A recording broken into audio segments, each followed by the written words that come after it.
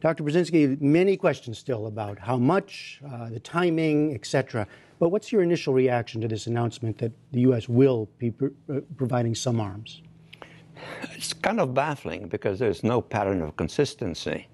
You know, we started helping the rebels, whatever they are, and they're certainly not fighting for democracy given their sponsorship, Qatar and Saudi Arabia, as far back as early spring of last year, 2012,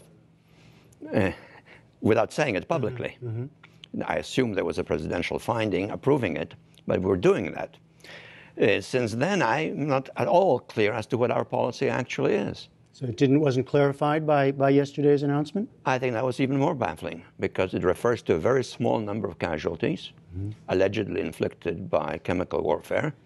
It doesn't refer specifically to the date involved, although the president drew a red line. It certainly is material to know whether those acts followed or preceded the presidential warning. And besides, why should that be the issue, especially if the scale of casualties inflicted by that kind of arms is so limited? 93,000 people allegedly have been killed. And incidentally, not like what the official line sometimes is by Assad and his henchmen, but both sides. This is a civil war, a brutal civil war.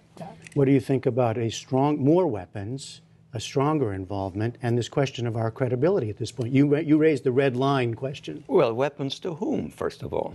As we know, there are a great many factions competing for power on the ground in Syria, and most of them are not very friendly to us. So weapons for whom? It so happens, unfortunately, that those factions which we consider to be allegedly democratic are the weakest.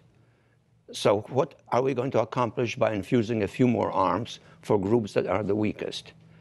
If we're going to engage in political warfare with a strategic outcome, and we insist on a victory for those who allegedly are with us, and a victory particularly for us, we have to do it whole hog. Not just from the air, not just by supplying some arms to some not particularly strong groups, but we have to do it by, in effect, invading the country. If we invade the country, will it just stop with fighting in Syria? Might we conceivably collide with the Iranian forces? Do we really want that at this stage of history in the Middle East as we're getting ready to disengage from Afghanistan? All right. Is there an alternative? Because if the U.S. does little or nothing and the Syrian government wins, as now the battlefield perhaps looks like it's been turned, doesn't that affect our interest in the region and the world as well? Well, of course it doesn't affect them positively, but we have to think of the alternative consequences. If we get involved in a protracted war, we are again in a war in the region. This hurts us also in Afghanistan. Secondly, if that war produces a collision between America and Iranians supporting Assad, is that better than an outcome in which perhaps Assad stays in power?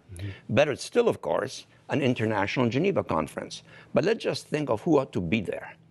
Should we be there with the French and the British, the two countries which are most hated in the region, former colonial powers?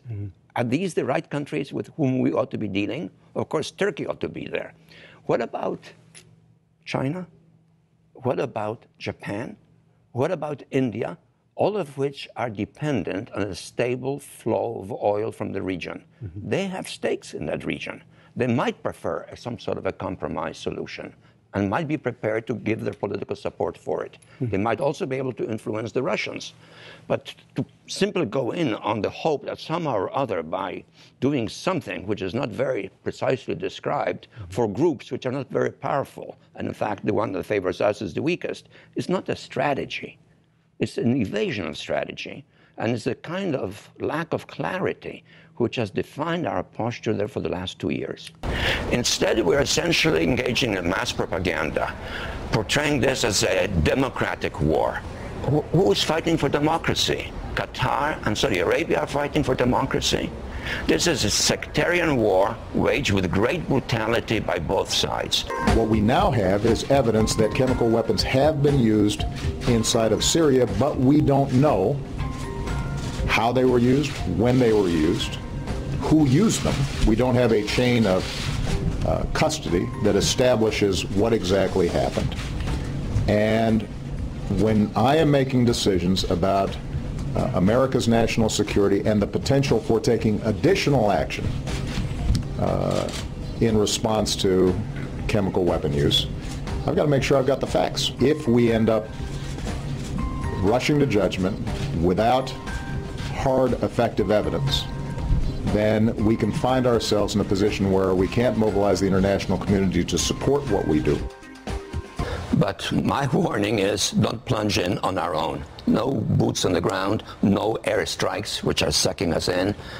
We'll just become isolated. The world will watch. Our adversaries will rub their hands. But what about the problem that And this is a sectarian war of the Sunnis against the others. But it's a war which is spreading in the region. Sunnis against Shiites. And I don't think the United States should become a protagonist. That's the key point. That's where I start. What are the dangers of not only the United States, but the international community staying out to the rest of a very volatile region? What do you fear could happen, worst case scenario? Well, the worst case scenario would be America engaged and bogged down. Well, no, I'm saying if America doesn't get engaged. Then I think it's going to be fought out on the ground very brutally. And unless the international community gets together and imposes together some overwhelming pressure, probably whoever is stronger will prevail. But what about the problem for this country in the Muslim community? Do people then say America abandoned us in our hour of need? Well, they may, but I think if instead they're saying America is bombing us, is fighting us, America is the chief Western imperialist, that's worse. That's worse. Yeah. It's not a good choice, but there are better choices and worse choices. The Arab League moved very quickly against Gaddafi. They have not moved against Assad. Do you expect... Who hasn't? The Arab League? Well, the Arab League indirectly has moved. I mean, who is the sponsor of this conflict? Let's face it. It's Qatar and Saudi Arabia. Neither of them great democracies, but strongly motivated, and particularly the Saudis, in religious terms.